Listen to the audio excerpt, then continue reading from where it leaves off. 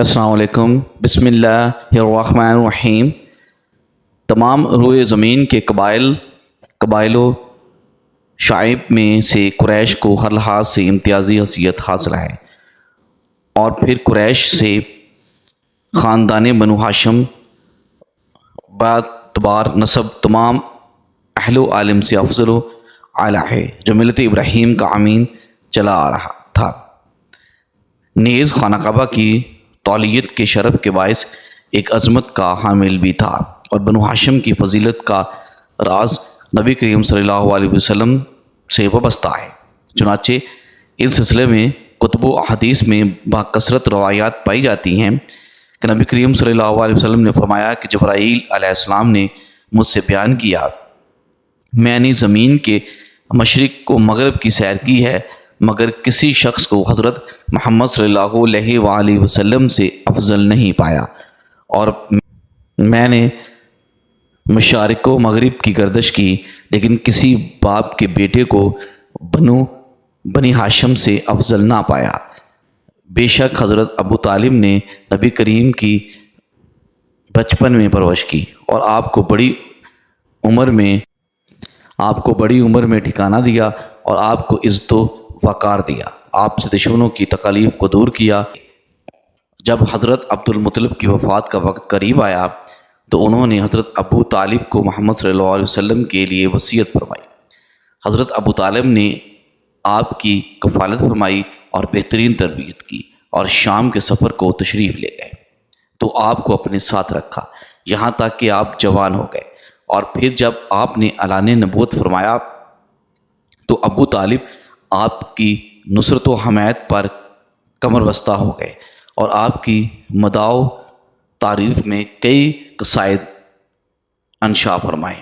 ان کا ایک شعر یہ بھی ہے جس میں نبی کریم صلی اللہ علیہ وسلم کے صدقے سے اہل مکہ کو بارش نصیب ہوئی، اور وہ گورے رنگ والے جن کے چہرے انور کے صدقے سے بارش طلب کی جاتی ہے، جو یتیموں کی جائے پناہ اور بیواؤں کے نگہبان ہیں۔ آپ کے قصیدے کا ایک شعر یہ ہے، اور اللہ تعالیٰ نے آپ کا اسم گرامی اپنے اسم گرامیوں سے مشتق فرمایا، بس وہ عرش پر محمود ہے، اور یہ محمد ہے صلی اللہ علیہ وآلہ وسلم۔ حضرت ابو طالب حضور نبی کریم صلی اللہ علیہ وسلم سے بے پناہ محبت کرتے اور اپنی اولاد سے زیادہ آپ کو چاہتے تھے۔ آپ ہی کے پہلو مبارک میں سوتے جب حضرت ابو طالب کہیں باہر تو نبی کریم صلی اللہ علیہ وآلہ وسلم کو اپنے ساتھ حضرت ابو طالب آپ صلی اللہ علیہ وسلم سے اس قدر محبت کرتے تھے کہ آپ کو دیکھتے ہی ان کی آنکھوں سے آنسو جاری ہو جاتے، کیونکہ انہیں مسلسل یہ خطرہ رہتا تھا کہ کہیں کوئی دشمن رسول صلی اللہ علیہ وسلم کو مراد کے وقت سوتے وقت قتل نہ کر دے۔ لہٰذا حضرت ابو طالب کا یہی طریقہ رہا کہ رات کا کچھ حصہ گزر جانے کے بعد وہ نبی کریم صلی اللہ علیہ وسلم کو ان کے بستر سے اٹھا کر کہیں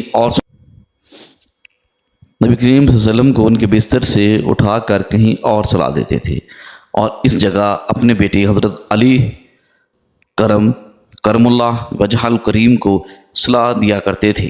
ایک روز ایسے موقع پر حضرت علی کرم وجہ الکریم نے کہا، بابا جان، کیا میں یہاں قتل کر دیا جاؤں گا؟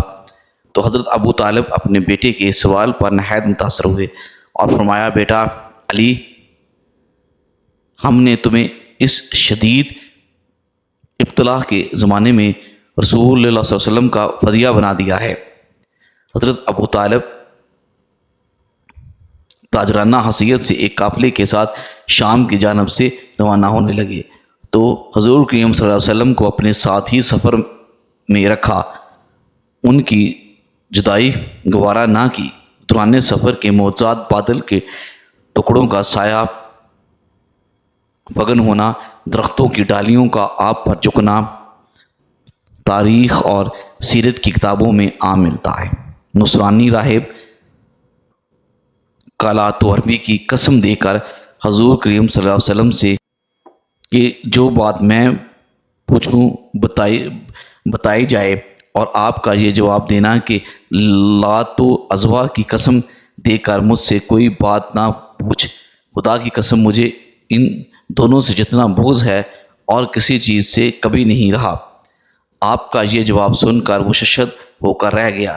پھر اس نے آپ کی پشت مبارک دیکھی، دونوں شانوں کے درمیان مہر نبوت کا نشان اس مقام پر موجود تھا۔ یہاں نصرانی راہب کی کتاب میں اس کا تذکرہ مرغوب تھا۔ نصرانی نے حضرت ابو طالب سے دریافت کیا، کیا اس لڑکے کا آپ سے کیا رشتہ ہے؟ انہوں نے فرمایا میرا بیٹا ہے۔ راہب نے کہا یہ آپ کا بیٹا نہیں ہو سکتا، اس لڑکے کا باپ زندہ نہیں ہے۔ حضرت ابو طالب نے فرمایا کہ یہ میرے بھائی کا بیٹا ہے۔ نصرانی راہب نے کہا پھر اس کا باپ کہاں ہے؟ آپ نے جواب دیا کہ ان کا انتقال ہو چکا ہے۔ تب راہب نے کہا آپ نے سچ کہا، اپنے اس بھتیجے کو لے جاؤ، اپنے شہر کو واپس جاؤ اور یہود سے اس کی حفاظت کرو۔ اگر انہوں نے دیکھ لیا اور وہ سب کچھ جان لیا جو میں نے سمجھ لیا ہے تو وہ ضرور اسے نقصان پہنچائیں گے۔ حضرت ابو طالب تجارت سے فارغ ہوتے ہی جلد مکہ چلے آئے۔ حضور آب عالم شباب کے میدان میں قدم رکھ رہے تھے۔ زندگی کا یہ وہ دور تھا جس سے شخصیت کے متعلق اندازہ کیا جاتا ہے۔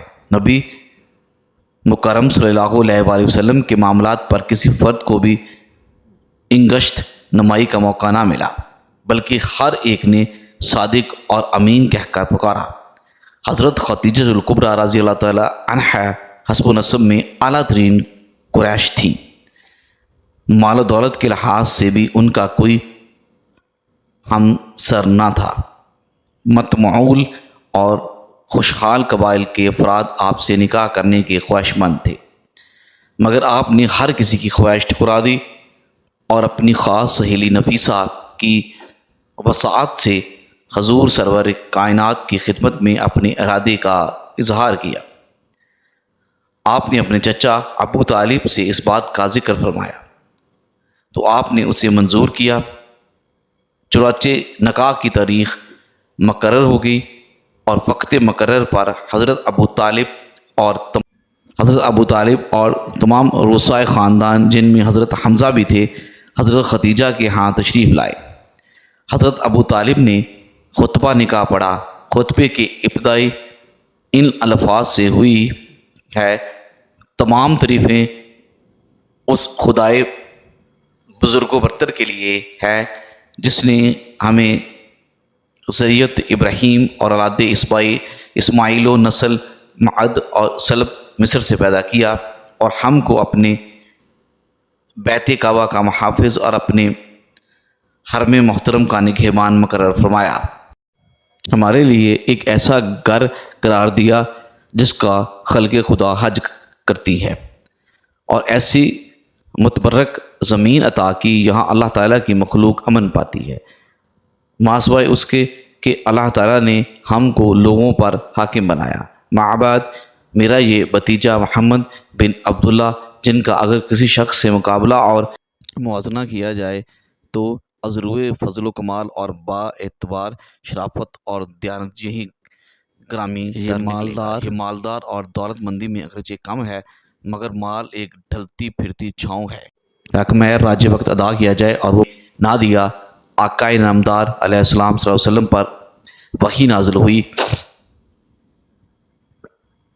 اقرا بسم ربک الذی خلق کی آیات مبارک سے ہوا، تو اس کا ذکر حضور نے اپنی بیوی حضرت خدیجہ الکبریٰ سے فرمایا۔ حضرت علی مرتضیٰ رضی اللہ تعالیٰ عنہ بھی اس وقت آپ کے پاس ہی موجود تھے۔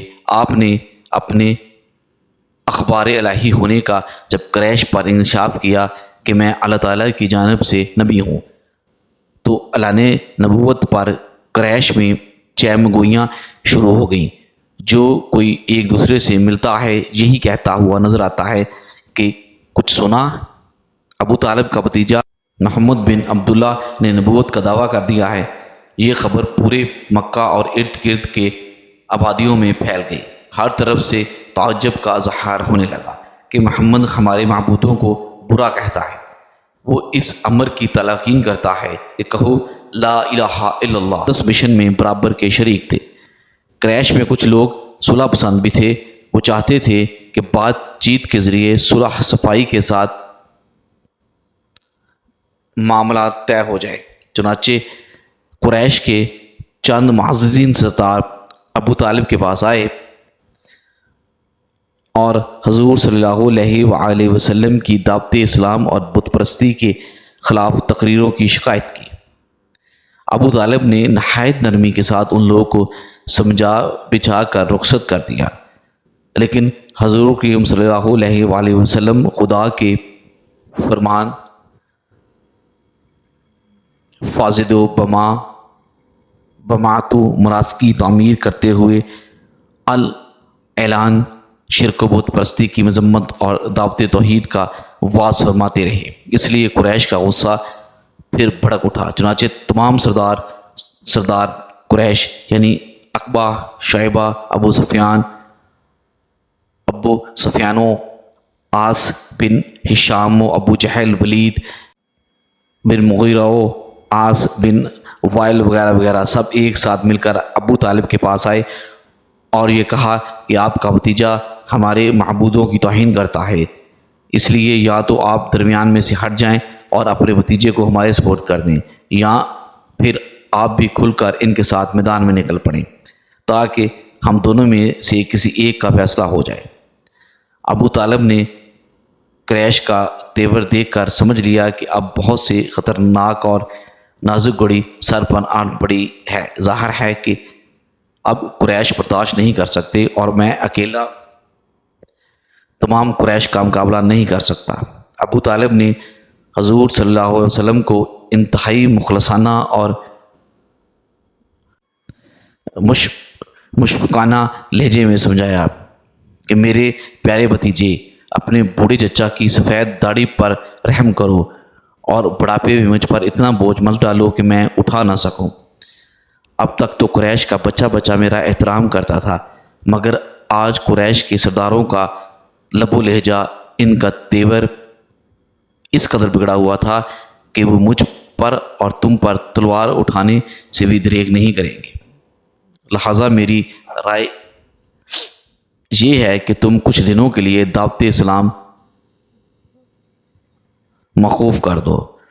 اب تک حضور کریم صلی اللہ علیہ وسلم کے ظاہری معینی مددگار جو کچھ بھی تھے وہ صرف اکیلے ابو طالب ہی تھے۔ حضور کریم صلی اللہ علیہ وسلم نے دیکھا کہ اب ان کے قدم بھی اکھڑ رہے ہیں۔ چچا کی گفتگو سن کر حضور اقدس صلی اللہ علیہ وآلہ وسلم کوئی آواز میں فرمایا کہ چچا جان، خدا کی قسم اگر قریش میرے ایک ہاتھ میں سورج اور دوسرے ہاتھ میں چاند لا کر دے دیں تب بھی میں اپنے اس فرض سے باز نہ آؤں گا، یا تو خدا اس کام کو پورا فرمائے گا یا میں خود دین اسلام پر قربان ہو جاؤں گا۔ حضور کے وسلم کی یہ جذباتی تقریر سن کر ابو طالب کا دل پیس گیا۔ وہ اس قدر متاثر ہوئے کہ ان کی رگوں کے خون کا قطرہ قطرہ بھتیجے کی محبت میں دم ہو کر گونے لگا اور انتہائی جوش میں آ کر کہہ دیا کہ اے محمد جاؤ، میں تمہارے ساتھ ہوں، جب تک میں زندہ ہوں کوئی تمہارا بال پیکار نہیں کر کہتے۔ تو امام بخاری رحمۃ اللہ علیہ بیان کرتے ہیں کہ جب ابو طالب کی وفات کا وقت قریب ہوا تو نبی کریم صلی اللہ علیہ وسلم ان کے پاس تشریف لے گئے۔ اس وقت وہاں ابو جہل بھی بیٹھا ہوا تھا۔ نبی کریم صلی اللہ علیہ وسلم نے فرمایا، چچا کلمہ لا الہ الا اللہ ایک مرتبہ کہہ دو، اللہ کی بارگاہ میں آپ کے لیے بخشش کے لیے یہ ایک دلیل میرے ہاتھ آ جائے گی۔ اس پر ابو جہل اور عبداللہ بن ابی امیہ نے کہا، اے ابو طالب، کیا عبد المطلب کے دین سے تم پھر جاؤ گے؟ یہ دونوں انہی پر زور دیتے رہے اور آخری کلمہ وہ یہ تھا کہ میں عبد المطلب کے دین پر قائم ہوں۔ پھر نبی کریم صلی اللہ علیہ وسلم نے فرمایا، کہ میں ان کے لیے اس وقت تک مغفرت طلب کرتا رہوں گا جب تک مجھے اس سے منع نہ کر دیا جائے۔ چنانچہ سورۃ البارات میں یہ آیت نازل ہوئی، نبی کے لیے اور مسلمانوں کے لیے مناسب نہیں کہ مشرکین کے لیے دعائے مغفرت کرے، خواہ وہ ان کے ناتے والے ہی کیوں نہ ہوں۔ جب کہ ان کے پاس سامنے یہ بات واضح ہو گئی کہ وہ دوزخی ہیں، سورۃ القصص میں یہ آیت نازل ہوئی، بے شک جسے آپ چاہیں ہدایت نہیں کر سکتے۔ ابو طالب حالت نزول میں تھے، اللہ کے نبی صلی اللہ علیہ وسلم ان کے پاس آئے اور ان سے کہا، چچا جان آپ لا الہ الا اللہ کہہ دیں، اس کلمے کی بنیاد پر میں اللہ کے یہاں آپ کے حق میں گواہی دوں گا۔ یہ سن کر ابو جہل اور عبداللہ بنو امیہ نے کہا، ابو طالب کیا تم اپنے باپ عبد المطلب کا دین چھوڑ دو گے؟ وہ مذہب دراصل بت پرستی کا مذہب تھا۔ دونوں ان سے بات کرتے رہے یہاں تک کہ انہوں نے ان سے آخر میں کہہ ہی دیا کہ میں عبد المطلب کے دین پر چل کر اس دنیا سے جا رہا ہوں، یعنی شرک اور بت پرستی کے مذہب پر ہی۔ یہ سن کر اللہ کے نبی صلی اللہ علیہ وسلم نے فرمایا، میں آپ کے لیے اس وقت تک استغفار کرتا رہوں گا جب تک میرا رب مجھے منع نہ کر دے۔ چنانچہ اسی منظر میں قرآن مجید کی یہ آیت نازل ہوئی۔ نبی کریم کو اور دوسرے مسلمانوں کو جائز نہیں کہ مشرکین کے لیے مغفرت کی دعا مانگیں، اگرچہ وہ رشتہ دار ہی کیوں نہ ہو۔ اس امر کے اظہار ہو جانے کے بعد یہ لوگ دوزخی ہیں۔ اسی طرح ابو طالب کے بارے میں یہ آیت نازل ہوئی، جسے آپ چاہیں ہدایت نہیں کر سکتے، بلکہ اللہ تعالیٰ ہی جسے چاہے ہدایت کرتا ہے، اور ہدایت والوں سے وہی خوب آگاہ ہے۔ آپ جسے رائے حق پر چلنا چاہیں، میں اسے رائے حق پر نہیں چلا سکتا۔ آپ کا کام صرف پہنچا دینا ہے، اللہ جسے چاہتا ہے حق کی راہ پر چلاتا ہے۔ اللہ پاک ہمیں بہتر عمل کرنے کی توفیق عطا فرمائے اور ہمارا خاتمہ ایمان پر فرمائے، آمین۔ ناظرین، کامنٹ باکس میں اللہ تعالیٰ کے 99 ناموں میں سے ایک نام ضرور ٹائپ کیجئے گا۔ آپ کا شکریہ، ملتے ہیں ایک نئی ویڈیو میں، اللہ حافظ۔